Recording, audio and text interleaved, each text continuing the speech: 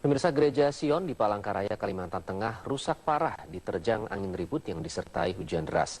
Akibatnya bangunan gereja pun tidak dapat digunakan untuk ibadah kebaktian Minggu. Gereja Sion di Jalan Cilikriwut, Palangkaraya, Kalimantan Tengah rusak diterjang angin ribut dan hujan deras pada Sabtu malam. Saat terjadi angin kencang, jemaat yang sedang mengikuti kegiatan di gereja sempat lari menyelamatkan diri. Beruntung tidak ada korban dalam peristiwa ini. Untuk sementara jemaah menggunakan bangunan lain yang berada di samping gereja untuk melaksanakan ibadah. Karena gedung gereja yang rusak tidak dapat dipergunakan lagi.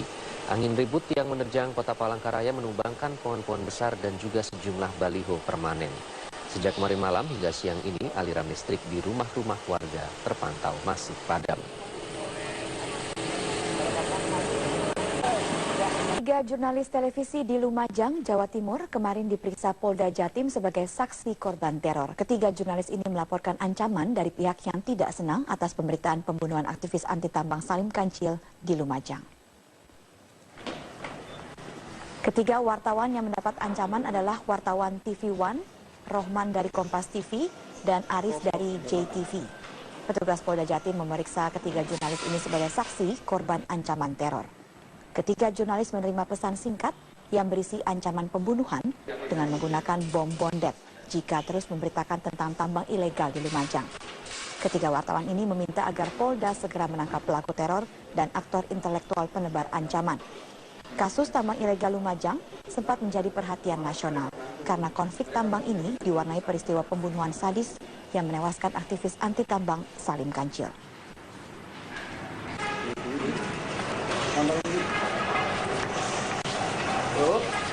Harapannya dari kasus ini saya berharap mungkin aparat kepolisian bisa segera menangkap pelakunya karena ini sangat meresahkan bagi kami kaum jurnalis. Setiap hari kita selalu ada dan yang terpenting adalah keluarga saya juga lagi resah gitu teman-teman yang sudah jabatannya sampai juga resah dengan adanya teror tersebut. Berharap aparat kepolisian segera menangkap pelaku SMS teror ini. Partai Nasdem terus melakukan konsolidasi untuk memenangkan Pilkada serentak 9 Desember mendatang. Di Karangasem, Bali, Ketua Umum Partai Nasdem Surya Paloh mengingatkan kader Nasdem untuk memberikan teladan sebagai solusi memperbaiki kerusakan bangsa. Pentas Seni Budaya Khas Bali menyambut kedatangan Ketua Umum Partai Nasdem Surya Paloh di Taman Sukasada di Karangasem atau di ujung timur Bali. Pada pemilu 2014 lalu, Partai Nasdem berhasil meraih 5 kursi DPRD Kabupaten Karangasem. Surya Paloh berkunjung ke bekas tetirahan keluarga kerajaan Karangasem ini untuk menghadiri temu kader dan konsolidasi Partai Nasdem se-Bali. Konsolidasi dan temu kader ini terkait Pilkada serentak 9 Desember mendatang. Sebanyak 5 kabupaten dan 1 kota di Bali menyelenggarakan Pilkada serentak Desember mendatang. Partai Nasdem mengikuti seluruhnya dengan target memenangkan 100%. Lebih dari 10.000 kader dan simpatisan Partai Nasdem berkumpul di Taman Sukasada. Mereka antusias mengikuti prosesi detik demi detik. Sebagian massa lebih memilih duduk bersila di rumput agar bisa dekat dengan panggung. Surya Paloh menyambut antusias massa dengan menyampaikan pesan kepada para calon kepala daerah yang diusung dan didukung oleh Partai Nasdem. Kembali saya menitipkan pesan dan harapan sebagai Ketua Umum Partai Nasdem. Tetaplah ada ruang dan spirit di hati kalian. Apa yang kita sebutkan dengan istilah idealisme. Idealisme itu tidak boleh hilang dalam ruang hati kalian. Ada misi yang mulia yang kalian harus perankan dengan otoritas yang kalian miliki di wilayah kalian masing-masing. Berikan keteladanan kepada rakyat yang memilih. Katakan mereka tidak salah pilih. Karena perilaku kalian, ucapan kalian, perbuatan kalian memang patut diancungin jempol oleh rakyatnya sendiri. Karena ketika kalian mendapatkan respek, kasih sayang, dukungan dari rakyat kalian, itu artinya kalian bisa mengembalikan dan turut memperbaiki kerusakan yang sudah terjadi dalam kehidupan tatanan kebangsaan yang ada di negeri kita sendiri. Kembali ke realnya, ke jati dirinya Indonesia seutuhnya, seperti apa yang telah diletakkan oleh proklamator bangsa kita, Bung Karno. Tugas kita mengembalikan pikiran-pikiran besar, ajaran besar dari pemimpin besar Bung Karno, dan itu tugas kader-kader Partai Nasdem. Berbangga hatilah kita, karena belum tentu satu abad lahir pemimpin besar seperti Bung Karno, belum tentu.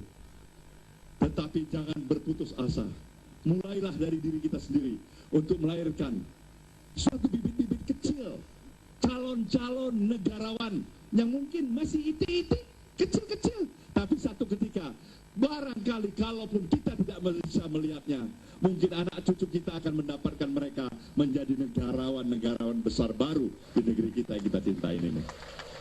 Ini tugas yang berkelanjutan. Ini yang saya katakan idealisme itu. Ini yang saya katakan idealisme itu. Dan itu yang harus kalian jalankan. Bukan berpikir mengembalikan utang budi kepada partai pengusung.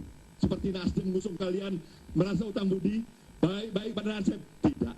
Saya tidak munafik untuk menyatakan itu. Bukan itu yang diharapkan oleh Nasdem, saudaraku semuanya. Bukan itu.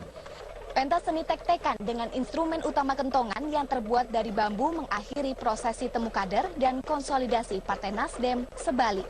Dari Karangasem, Tim Liputan Metro TV. Pemirsa, aktivitas erupsi anak Gunung Rinjani masih berlangsung. Ketinggian abu vulkanik masih berada di ketinggian 4.000 meter pagi ini. Sementara arah sebaran abu mengarah ke arah laut sehingga belum mengkhawatirkan bagi warga. Pusat Pemantauan Gunung Berapi, Pusat Vulkanologi dan Mitigasi Bencana Geologi di Kecamatan Sembalun, Lombok Timur mencatat peningkatan intensitas semburan abu vulkanik masih belum turun sejak kemarin. Letusan terus berlangsung, rekaman tremor fluktuatif dengan amplitudo maksimal 44 mm, dominan 13 meter. Hingga pagi ini Gunung Barujari masih berstatus waspada level 2. Menurut Kepala Pos Pantau Gunung Rinjani, semburan abu vulkanik berada di radius 60 km dan belum mengkhawatirkan bagi warga karena semburan abu mengarah ke arah timur laut ke arah laut. Saat ini aliran lava atau gempa letusan masih menerus.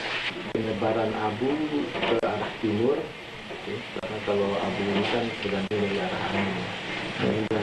Angin dalam kecepatan lemah itu masih belum masuk ke perkampungan.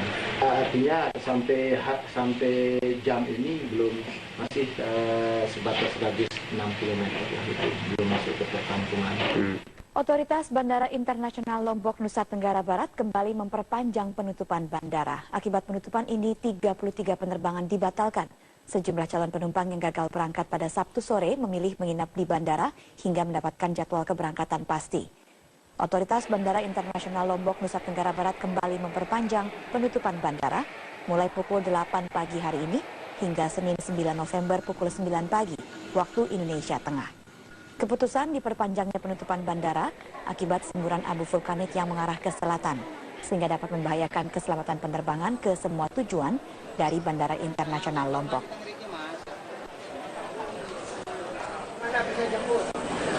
Sementara itu, puluhan calon penumpang yang gagal berangkat pada Sabtu sore memilih menginap di bandara hingga mendapat kepastian keberangkatan. Untuk itu, pihak bandara menyiapkan kebutuhan dan fasilitas calon penumpang selama menunggu di bandara. Kami buatan malam jam 11 di sini. Sekarang ya karena faktor alam ini rencananya saya nunggu sampai besok. Yang walaupun besoknya dan pastinya belum ada. Rencananya mau nginep. Karena mau hinggap di sini. Indonesia dan juga Perludem menggelar lomba aplikasi pelaksanaan pilkada serentak. Ajang ini dilakukan guna meningkatkan transparansi dalam pelaksanaan pilkada yang akan digelar 9 Desember mendatang.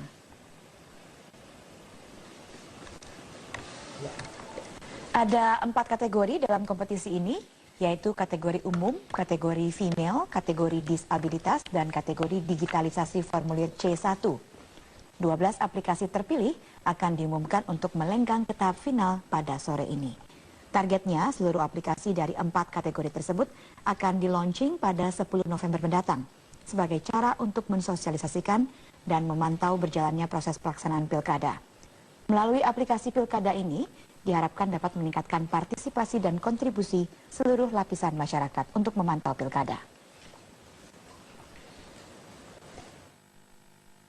Khususan ya di sini, selain kategori umum yang dilakukan oleh teman-teman anak-anak muda Indonesia ini, ada 3 kategori yang kita coba tekankan. Yang pertama adalah female, perempuan. Jadi itu kategori yang nanti lebih kepada bagaimana aplikasi-aplikasi itu dibuat khusus untuk